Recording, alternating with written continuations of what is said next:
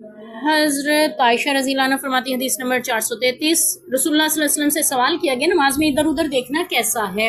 आपने फरमाया शैतान की झपट है, वो आदमी की नमाज पर एक झपट मारता है।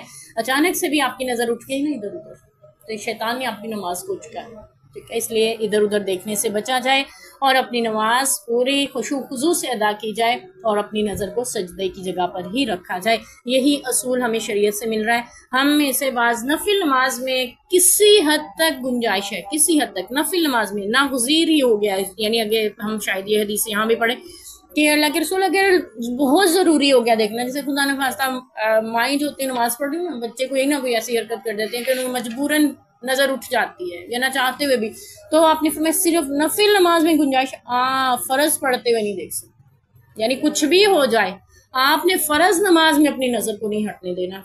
तो नफिल में भी कोशिश करें, अल्लाह ताला अपनी ईमान में रखे बच्चों को भी, माओं को भी।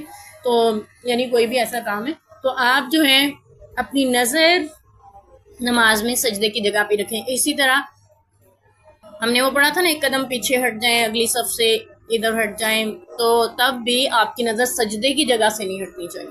ठीक है, यानी अगर ज़रूरत पड़े आपको सबसे हटना पड़ रहा है, आगे पीछे हिलना पड़ रहा है, लेकिन आप वहाँ भी जहाँ सजदा करेंगे वहीं पे आपकी नज़र होगी।